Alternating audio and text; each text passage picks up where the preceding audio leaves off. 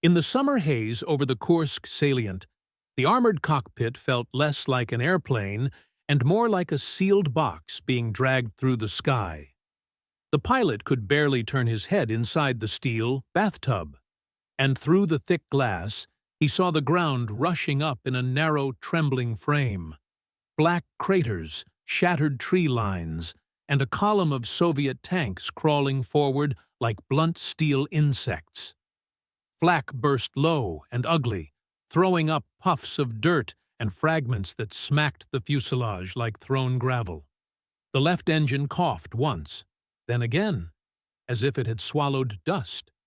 He did not climb away. He pushed the nose down harder, because there was only one reason this aircraft existed. He lined up the rear decks of the lead T-34s, the place where armor was thinnest, and squeezed the trigger. The gun did not bark like a fighter's. It hammered. The whole machine shuddered as heavy shells tore out of the nose in a short, brutal burst. On the ground, one tank twitched, slowed, and then a bright flash punched through its engine bay. The turret stopped turning. The column bunched up. For a few seconds, the Red Army's momentum stalled because one underpowered German aircraft had done what artillery and panic could not. He had been told this plane was a joke. Down there, no one was laughing. This was the Eastern Front in 1943, in the weeks when Germany threw everything into stopping the Soviet summer offensive around Kursk and Orel. The aircraft was the Henschel Hs 1-29, a machine so disliked by many of its own pilots that it became a punchline in Luftwaffe messes long before it became a threat to Soviet armor.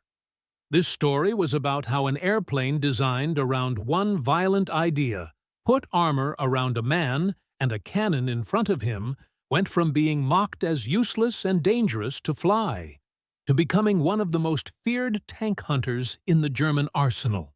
It was also about why that transformation came too late, why it never happened on the scale Germany needed, and why the Hs 129's victories always carried a shadow behind them. Because every time it went down low to kill a tank, it climbed into a world that wanted it dead. Years earlier, the Luftwaffe's problem had not been tanks. It had been a belief.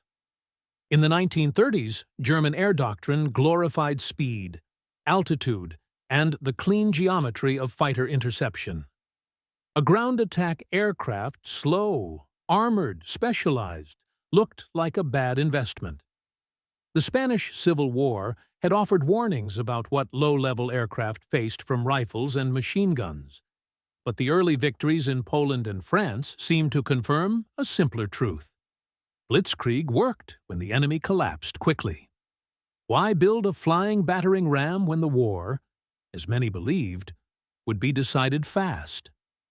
Then the war did not end. It widened, it hardened, and on the Eastern Front it became something else entirely. An industrial slaughter where armored spearheads did not always shatter on command, where fronts did not conveniently fold, and where a single Soviet tank brigade could tear open a position faster than infantry could dig. German pilots watched the battlefield change beneath them. They watched columns of Soviet armor keep moving, even after being bombed, strafed, and shelled. They watched their own dive bombers and fighters take hits from ground fire and fall apart. And slowly, a different requirement forced its way into Luftwaffe thinking, not a fast plane that could sometimes attack the ground, but a plane designed to live down there, and to kill what lived down there. The Hs 129 was born from that ugly logic. The concept was simple to explain and brutal to execute. Make an aircraft that could fly through small arms fire, survive near misses, and deliver concentrated firepower at close range. To do that, Henschel wrapped the cockpit in armor so thick it felt like sitting inside a safe. The pilot was protected by steel plate around his torso, thick bullet-resistant glass in front, and reinforced framing. It was not comfortable, It was not spacious. Visibility was narrow and compromised, especially downward and to the sides, exactly where a ground attack pilot needed to look. The armor that saved lives also trapped the man inside a cramped tunnel, forcing him to fight with limited awareness in the most dangerous airspace on Earth. And then came the choice that would define the Hs-129's reputation before it ever faced a tank. Engines. Henschel ended up with Argus S-410. Our titanium power plant's twin engines that were reliable enough on paper but simply did not give the aircraft the punch it needed. The Hs-129 was heavy, and armor is weight you cannot negotiate with. With full fuel, ammunition, and external stores, the aircraft felt reluctant in climb and sluggish in acceleration. It was not a fighter, yet it could not reliably outrun fighters. It was not a bomber, yet it had to fly low like one. It was a specialist trapped in the wrong physics. Test pilots and early operational pilots noticed immediately. They described an aircraft that required constant attention, that punished sloppy flying, and that never gave the sensation of effortless power. In a frontline unit, where pilots were exhausted and maintenance crews were overworked, a plane like that became a rumor factory. It did not matter that the H-129 was tough. What mattered was that it felt unwilling. Men joked about it because humor was easier than admitting fear. The more honest ones simply refused it when they could. The aircraft developed the kind of reputation that kills programs in peacetime. Too hard to fly, too limited, too niche, too compromised. The Luftwaffe did not have the luxury of peacetime. When the Hs-129 began reaching the front in meaningful numbers, it met the Eastern Front the way all theories meet reality, violently.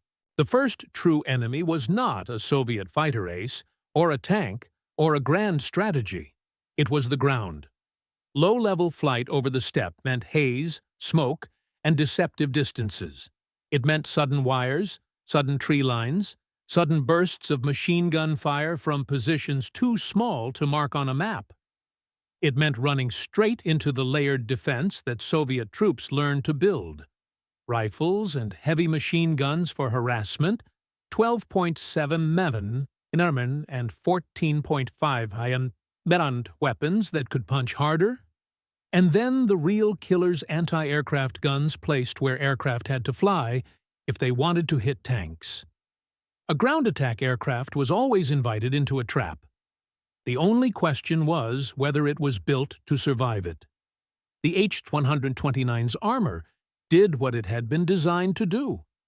Pilots began returning with holes and dents that would have turned lighter aircraft into funerals. A pilot could feel impacts along the fuselage, hear the sharp crack of rounds hitting metal, and still keep the aircraft under control long enough to run home.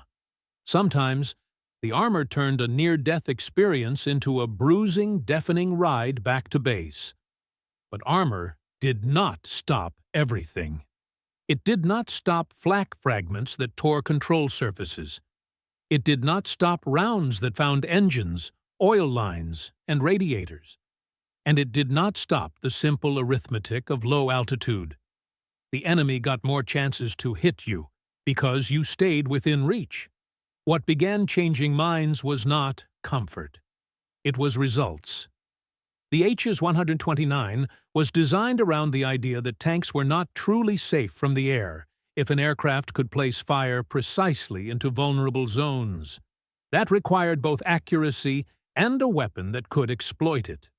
Early versions carried configurations that looked respectable machine guns and 20 mm cannon useful against soft-skinned vehicles and troops, but not reliably decisive against armored fighting vehicles. On the Eastern Front, damaging a tank was not the same as stopping it. Crews could abandon a tank, repair it, tow it, or simply keep advancing with the rest. The Luftwaffe needed kills, not scratches. So the aircraft evolved into what it had always wanted to be: a flying anti-tank gun platform. Henschel and the Luftwaffe experimented with heavier cannon in the nose and under the fuselage.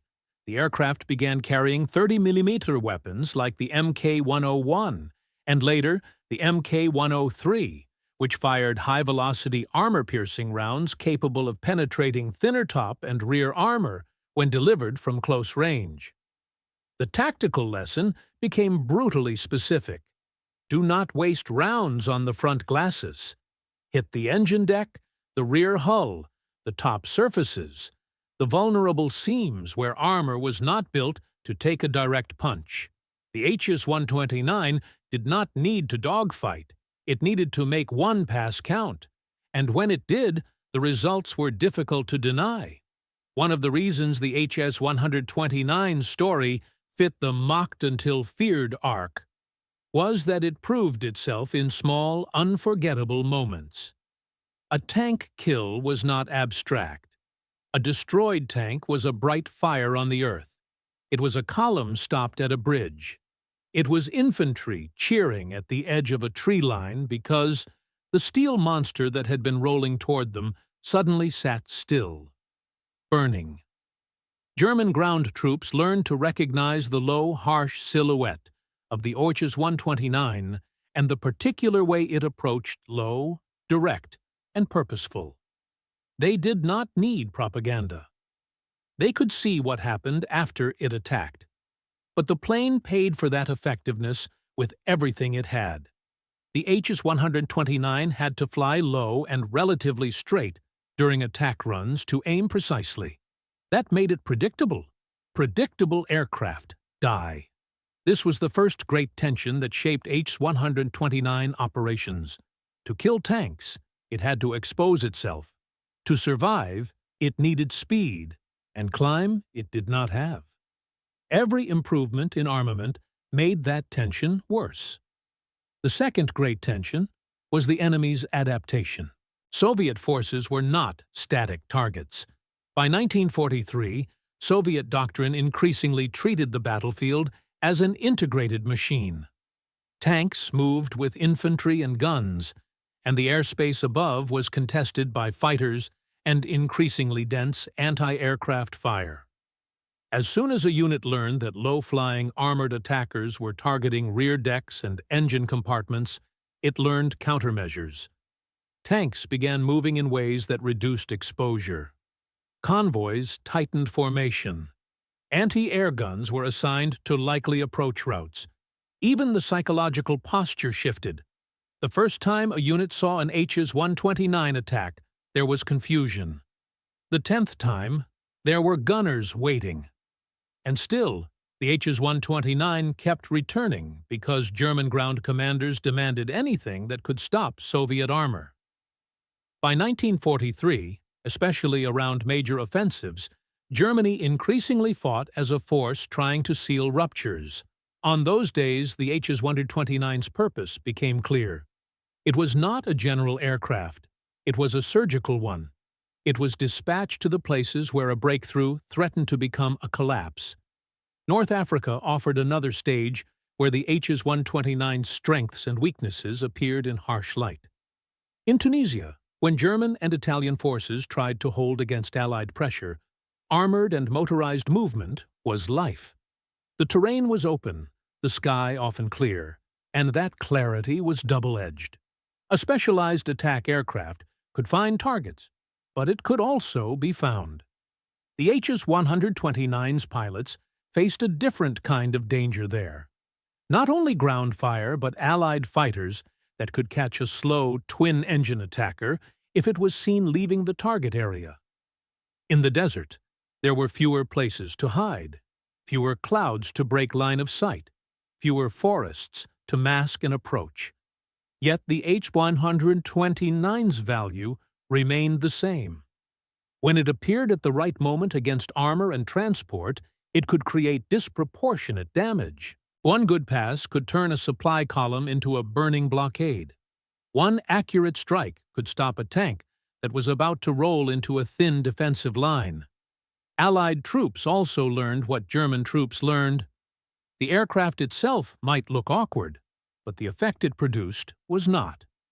Back on the Eastern Front, the story reached its most cinematic point at Kursk, because Kursk was a battlefield made of armor.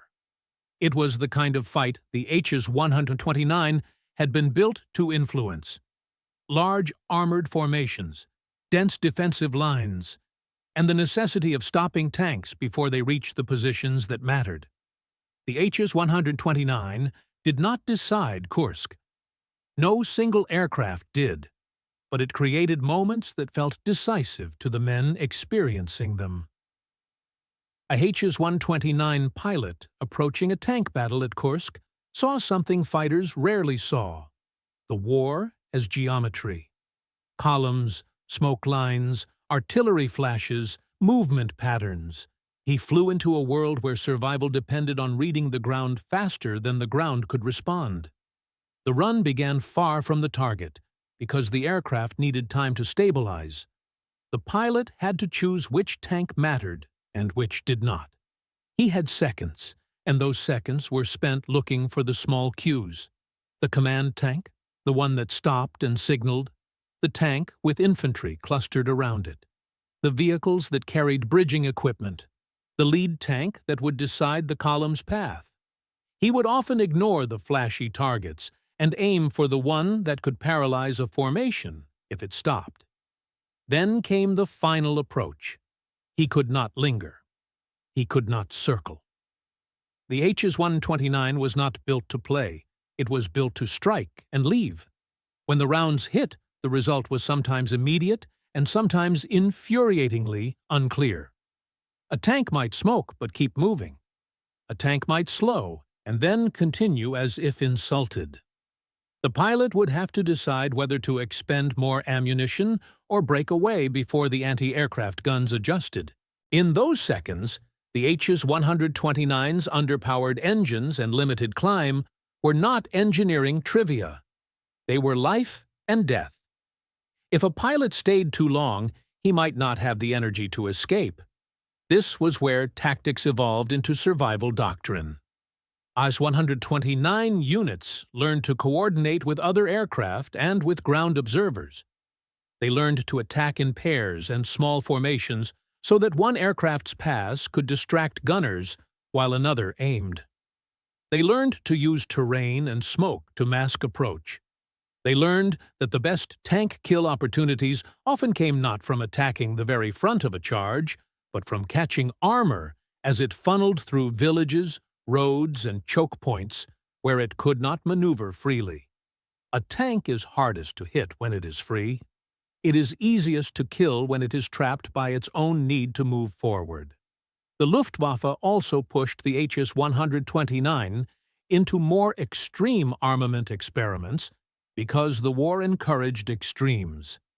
The idea was brutally tempting. If a 30mm cannon could disable tanks from certain angles, what about something heavier? What about a gun that made armor irrelevant? So the Hs 129 was fitted, in some variants, with weapons that belonged on the ground.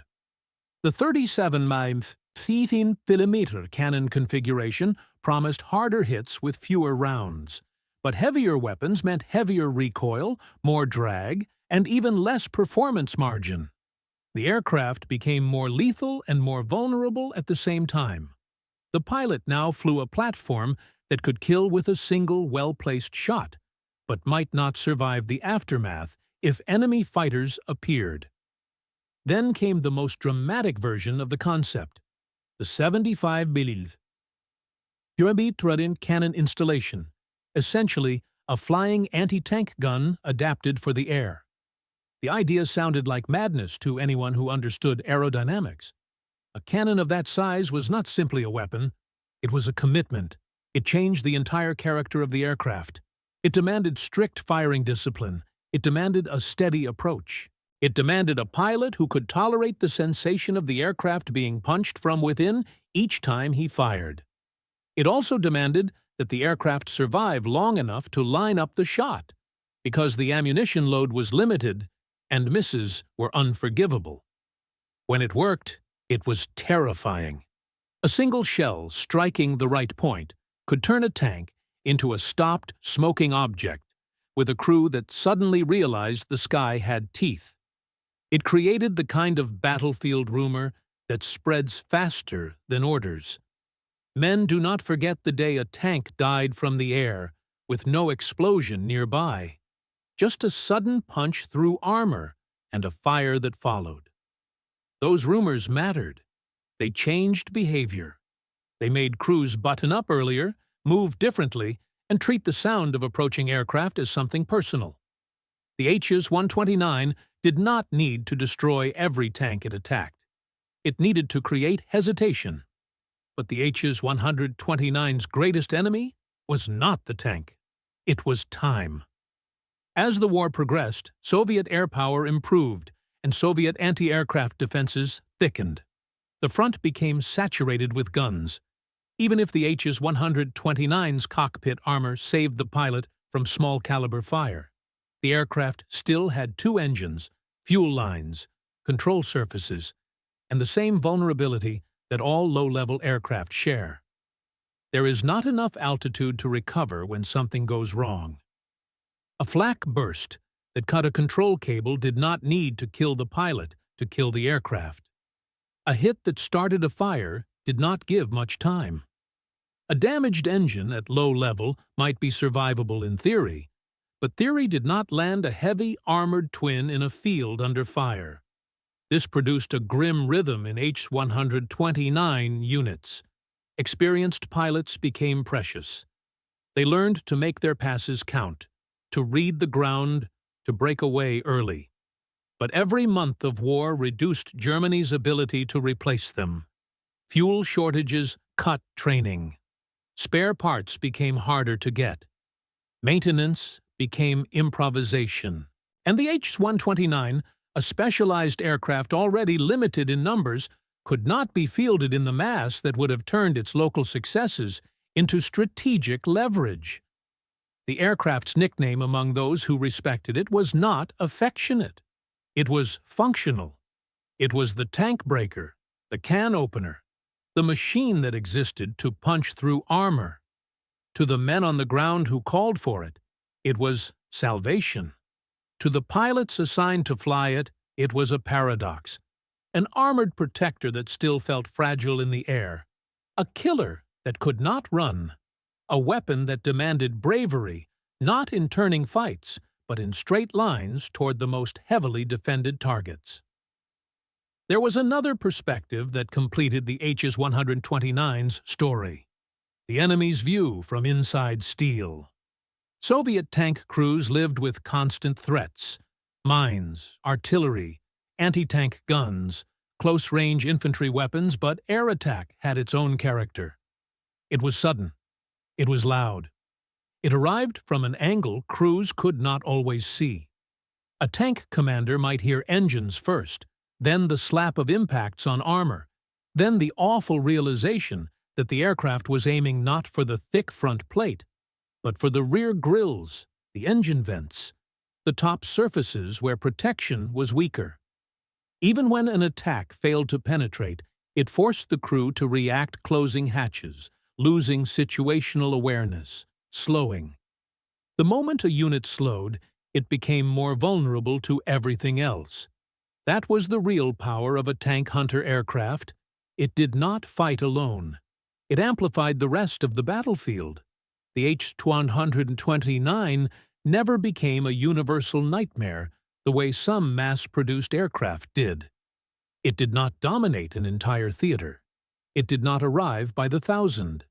It arrived in small groups, in specific places, when German commanders thought they had a chance to stop something armored from turning into a disaster. Its impact was concentrated and local, like a hammer striking a nail.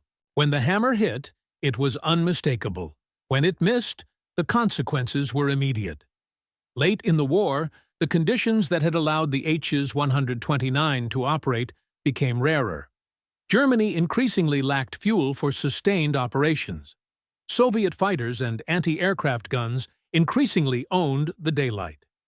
The Hs-129's limitations, its modest power, its struggle to climb away from danger, Its dependence on short-range, low-altitude attack profiles became less tolerable as the enemy became more capable.